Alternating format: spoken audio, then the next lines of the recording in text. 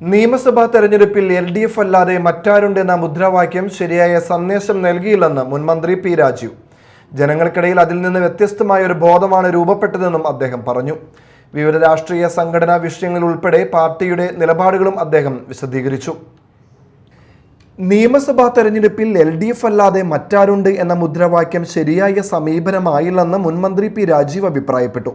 ജനങ്ങൾക്കിടയിൽ ആ മുദ്രാവാക്യം വേറിട്ടൊരു രാഷ്ട്രീയ ബോധമാണ് സൃഷ്ടിച്ചതെന്നും അദ്ദേഹം പറഞ്ഞു.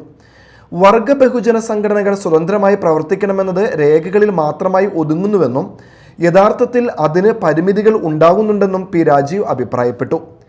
ഇന്നലകളുടെ തനിയാവർത്തനങ്ങൾ കൊണ്ട് ഇന്നിന്റെ പ്രശ്നങ്ങൾ അഭിസംബോധന ചെയ്യാൻ പറ്റില്ല. ഇന്നിനെ മനസ്സിലാക്കണം, ഇന്നിന് പറ്റുന്ന രൂപങ്ങൾ ആവിഷ്കരിക്കണം, ഇന്നിന് പറ്റുന്ന പാർട്ടിയായി മാറണം. എങ്കിൽ മാത്രമേ ഈ പ്രതിസന്ധി ഘട്ടത്തെ മറികടക്കാനായിട്ട് നമുക്ക് കഴിയുകയുള്ളൂ. പിന്നെ LDF അല്ലാതെ മറ്റാരുണ്ട്, ആ മുദ്രാവാക്യം വേണ്ടത്ര ശരിയായില്ല എന്ന് തന്നെയാണ് പാർട്ടി വിലയിരുത്തിയിട്ടുള്ളത്. വെള്ളപ്പള്ളി നടേശന്റെ സ്റ്റേറ്റ്മെന്റ് അത് നേരത്തെ തന്നെ വ്യക്തമാക്കി.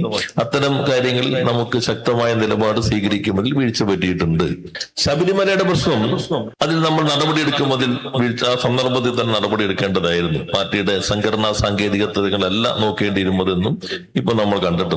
വെള്ളാപ്പള്ളിയുമായി ബന്ധപ്പെട്ട വിഷയത്തിൽ തെറ്റ് സംഭവിച്ചുവെന്നും അദ്ദേഹത്തിനെതിരെ ശക്തമായ നിലപാട് സ്വീകരിക്കുന്നതിൽ വീഴ്ച പറ്റിയതായും അദ്ദേഹം പറഞ്ഞു.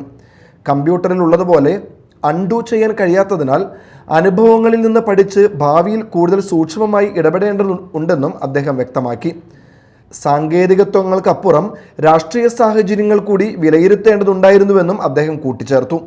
ശബരിമല സ്വർണ്ണക്കൊള്ളക്കേസിൽ നടപടി സ്വീകരിക്കേണ്ടതായിരുന്നുവെന്ന വിലയിരുത്തലും അദ്ദേഹം പങ്കുവച്ചു. പാർട്ടിയുടെ സംഘടനാ തന്ത്രങ്ങളും ചില വിഷയങ്ങളിൽ ചർച്ചയ്ക്ക് വിധേയമാകേണ്ടതാണെന്നും അദ്ദേഹം അഭിപ്രായപ്പെട്ടു. പ്രതിഭാഷം അഭിഭാഷകനെ സർക്കാർ വക്കീലാക്കിയ വിഷയവും പരിശോധിക്കേണ്ടതാണെന്നും അദ്ദേഹം പറഞ്ഞു. ലോക്സഭ തദ്ദേശ തെരഞ്ഞെടുപ്പുകളിലെ തോൽവികളെ തുടർന്ന് പാർട്ടി സമഗ്രമായി പരിശോധന നടത്തിയതായും വികസന പ്രവർത്തനങ്ങൾ നടത്തിയിട്ടും തുടർഭരണം ലഭിക്കുമെന്ന് കരുതിയിരുന്നുവെന്നും പി രാജീവ് വ്യക്തമാക്കി. Media time, Thrissur.